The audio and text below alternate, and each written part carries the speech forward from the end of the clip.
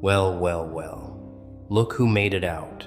Spotless. Still breathing. Still here.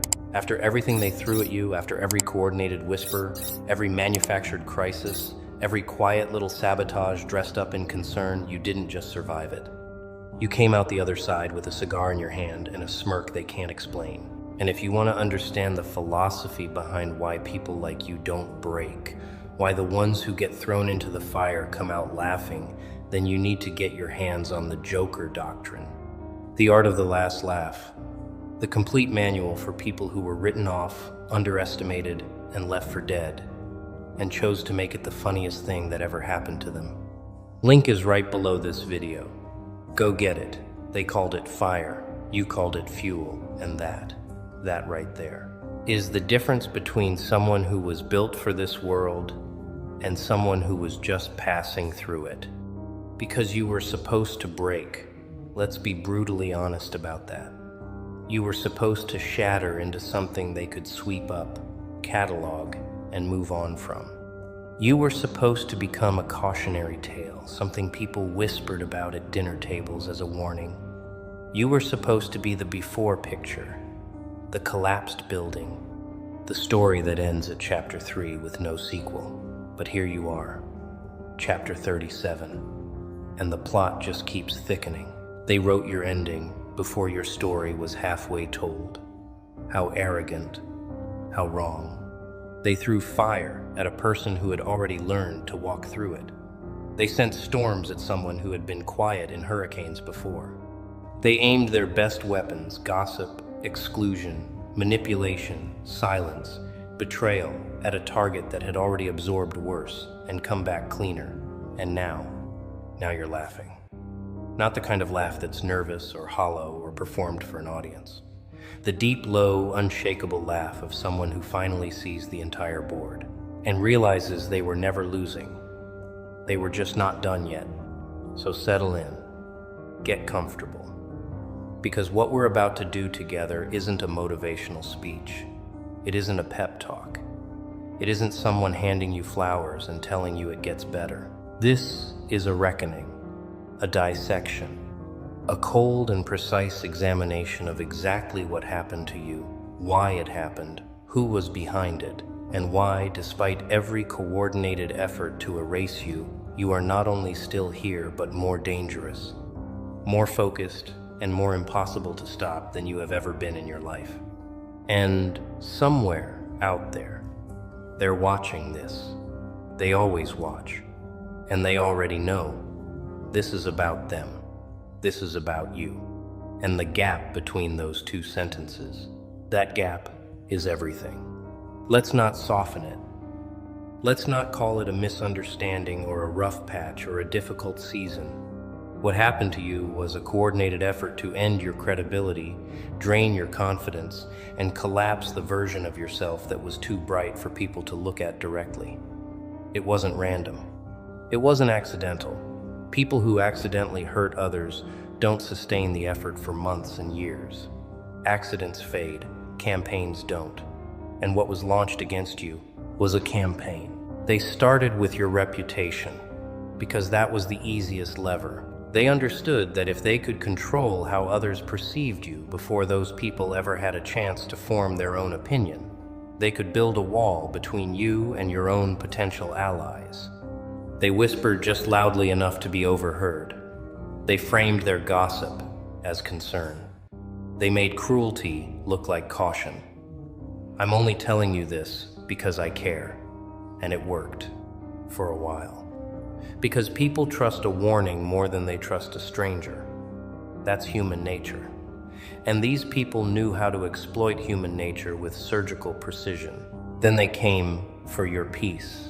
Because a person who has lost their peace is a person who cannot think clearly, cannot move strategically, and cannot project the kind of stillness that intimidates people who rely on chaos for control. They introduced friction into your relationships. They engineered misunderstandings. They made sure that just when you started finding your footing, something new would surface, a rumor, a question, a coldness from someone you trusted that would force you back into defense mode. back into explaining yourself, back into the exhausting business of managing perception instead of building a life. And when that wasn't enough, they came for your identity. That is the most serious crime in this list, because your reputation can be rebuilt, your peace can be restored. But your identity, your core understanding of who you are, what you deserve, and what you're capable of, that is the fortress that, if breached, can take years to reconstruct. They wanted you to start believing their version of you. They wanted you to internalize the labels. They wanted the lie to become your autobiography. And for a moment, maybe for longer than a moment, it almost worked. Almost. But here's what they didn't understand. And here's what this entire script is really about. You were not the kind of person who stays infected. You were the kind of person who processes. Slowly, privately, painfully, but permanently. Every wound they opened eventually became scar tissue. And scar tissue, for those who don't know, is denser and stronger than the original skin. You didn't heal back to who you were. You healed forward into someone they never anticipated. And that is why they are still watching you. That is why the silence between you and them is charged. Because they know what they made. They just didn't expect it to turn around and look at them. Let's talk about them. Not with anger. Anger gives them too much energy. Let's talk about them the way you'd examine a mechanism, clinically, clearly, without flinching. Because understanding what drove them is the final step in removing their power over you completely. And what drove them was not hatred, as satisfying as it might feel to call it that. What drove them was fear. Specifically, the fear of your potential expressed freely and fully in a world that would recognize it. See, people who are genuinely content do not spend months orchestrating someone else's downfall. Happy people do not lie awake calculating how to damage another person's reputation. Fulfilled people do not form quiet coalitions against someone who never threatened them. That behavior, sustained, deliberate, organized targeting, is the behavior of people whose identity depends on others being smaller. Your existence at full capacity was an existential threat to a self-concept that was built on sand, not stone. And they couldn't afford for you to succeed. Not because your success was scarce, but because your success was evidence. Evidence of what? Evidence that the excuses they had made for their own stagnation were exactly that, excuses. Every time you moved forward, it dismantled their narrative that the world was rigged against people like them. Every time you created something, it proved that creation was possible even under pressure. Every time you chose dignity when they expected retaliation, it exposed the fragility of their own emotional framework. You were not their enemy. You were their mirror. And they destroyed mirrors because mirrors showed them what they had refused to become. There's a specific kind of person who cannot tolerate watching someone absorb pain gracefully. We need to name that kind of person clearly. They are someone whose pain has never been metabolized, only performed. They use their suffering as currency, as identity, as leverage. So when they watch someone suffer silently and emerge stronger, it does not inspire them, it offends them. It feels like a personal insult, as if your resilience is a commentary on their collapse. And in a way, it is. Not intentionally. Not maliciously, but your survival is a living argument against every reason they gave themselves for giving up, and they cannot stand living next to a living argument. So now you understand the full picture. You weren't targeted because you were weak.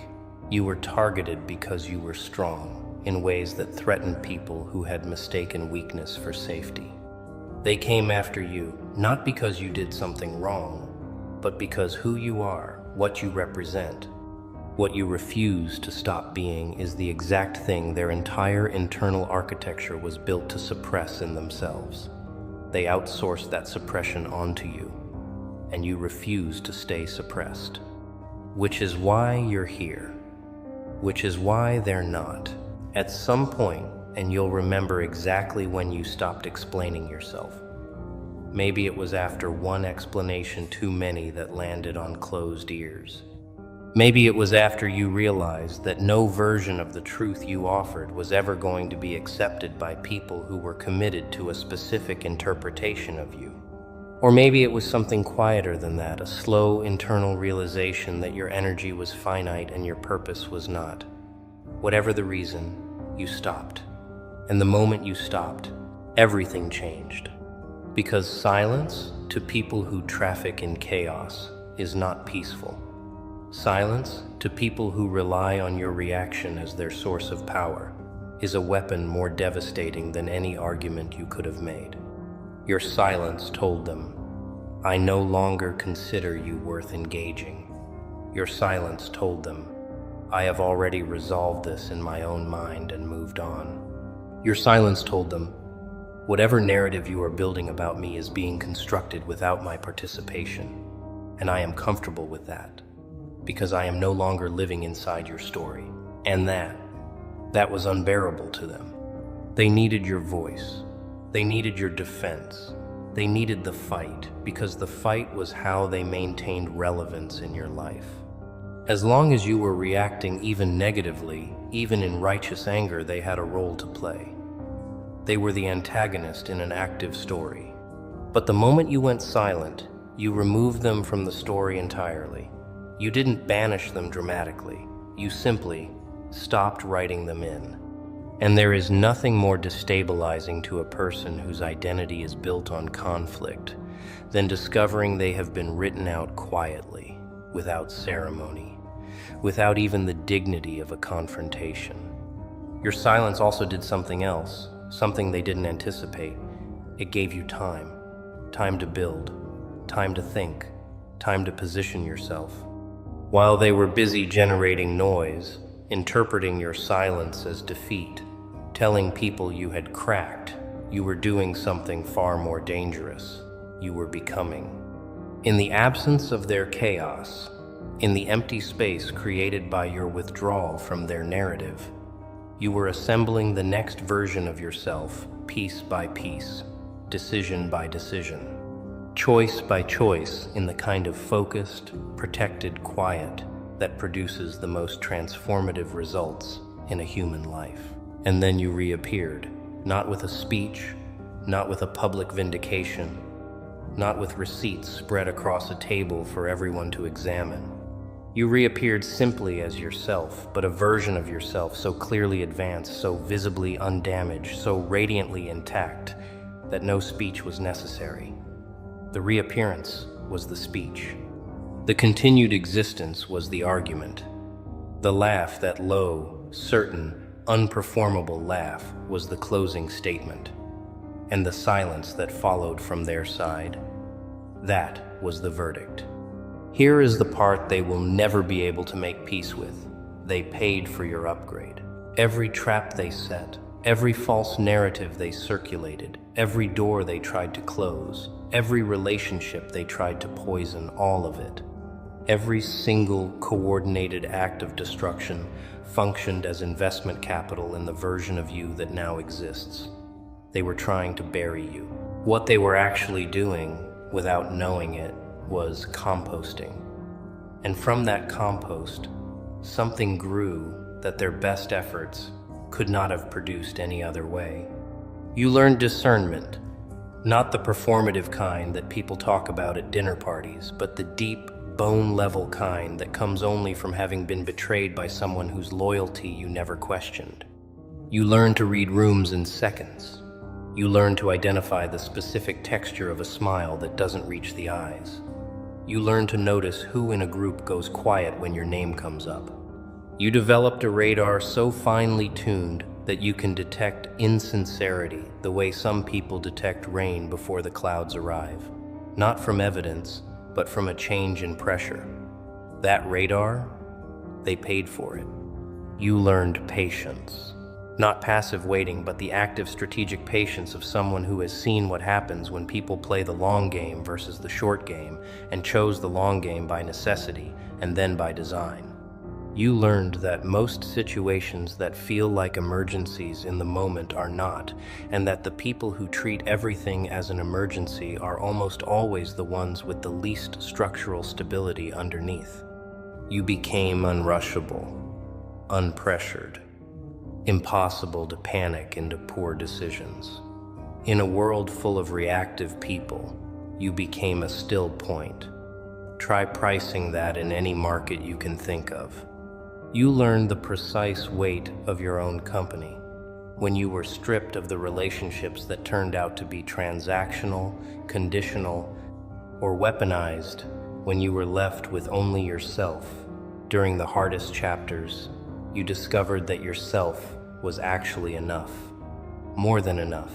You discovered interests you had ignored because you were too busy managing other people's emotions. You discovered a voice your own, unmodulated by others' expectations, that was sharper and more original than you had ever allowed yourself to believe. You discovered, in the furnace of isolation, that you were not hollow. You were full, just waiting to be recognized by someone who wouldn't flinch at the depth.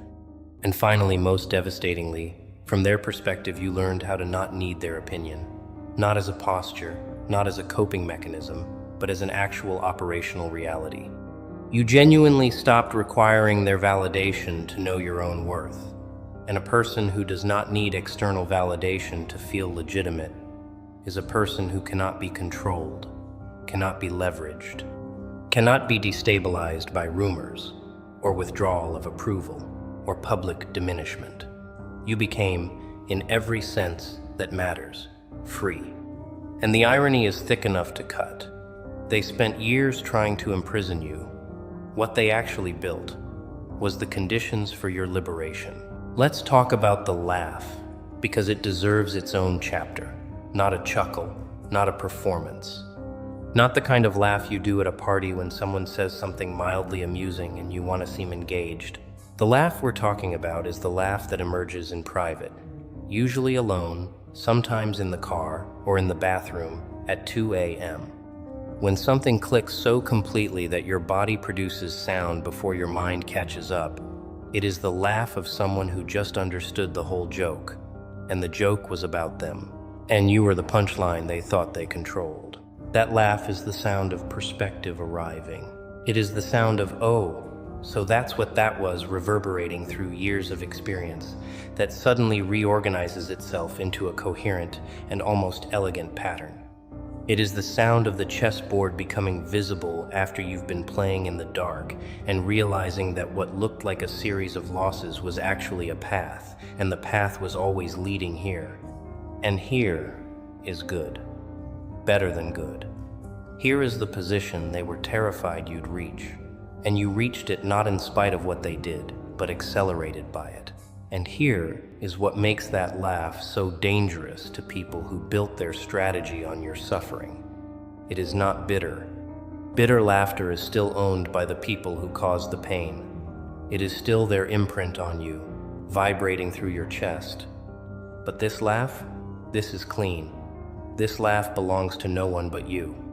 It contains no resentment that could be used against you, no wound that could be reopened, no performance that could be called hollow.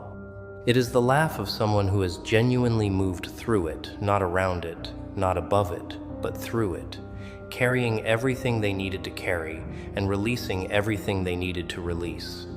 That laugh, when they hear it, when the people who threw fire see that the person they targeted is laughing in a way they can't decode, is more devastating than any revenge could ever be.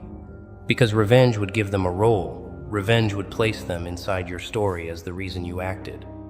But this laugh says, you are not the reason for anything that matters in my life anymore. You are a chapter I finished. I remember it. I learned from it. And now I am laughing at the elegance of the lesson. Not at you. The lesson. And somehow, that distinction destroys them more completely than direct attack ever could. So let it rip. Not for them, they don't deserve the performance, but for you. For the version of you that sat in the dark and didn't know if the morning was going to feel different. For the version of you that rehearsed explanations in the mirror that no one ever actually wanted to hear. For the version of you that wondered, in the lowest moments, if the people who were rewriting you had gotten to the truth first. Laugh for that version of yourself. Laugh loud enough that they feel it as a vibration. And then turn around and keep building. Because the real joke isn't that you survived. The real joke is what you're building now. They don't announce their defeat. That's the first thing to understand. There will be no public moment where the people who tried to burn you raise their hands and admit they were wrong. They were jealous, they were afraid, they were small. That scene does not happen in the real world. What does happen, quietly, steadily, undeniably, is that the architecture of a life built on someone else's destruction begins to show its flaws. And because it was never built on anything real, it begins to crack from the inside. You'll notice it in the details first. The alliances that were formed to oppose you begin showing their own fracture lines because people who bonded over a shared target have no substance to hold them together once the target is no longer reachable. The narratives start contradicting each other in small but unmistakable ways because lies require maintenance, and the maintenance eventually becomes more expensive than the original investment. The public confidence starts developing a quality, a tightness, a performance quality that wasn't there before. Because real confidence doesn't need an audience. Performed confidence always does. And then there's the watching. They never stop watching. Even when they pretend to have moved on. Even when they post about how unbothered they are. Even when they fill their lives with noise and new targets and new performances, they keep one eye on you. Because you are the unresolved variable in their equation. You are the person who didn't become what they said you would become, and that contradiction lives in them like a splinter they can't reach. Every milestone you hit is a private reckoning for them. Every piece of evidence of your continued and expanding life is a small correction to the story they told about you and about themselves. This is not satisfaction. Or rather, it is not the kind of satisfaction that should consume you. What they are experiencing is the natural consequence of choosing a life strategy built on suppressing others rather than developing themselves. And that strategy, without exception, eventually collapses under its own weight. You don't need to push it. You don't need to monitor its collapse. You need to simply keep being exactly who you are. Building exactly what you are building, living exactly the life that their entire campaign was designed to prevent. That life, your actual, authentic, unfiltered, fully expressed life, is the most comprehensive response you could possibly give. Because here is the truth they threw fire to avoid. People who are burned by fire and survive it are not the same people afterward. They are people who now know exactly what fire is, exactly what temperature it reaches, exactly how long it lasts, and exactly how to move through the smoke without losing direction. They threw fire at someone who didn't know they were fireproof, and now you know, and now you know. And that knowledge, bone deep, experience forged, permanently installed, is the one thing no one can ever take from you. Not this person, not the next, not any coordinated effort of people who are afraid of what you're becoming.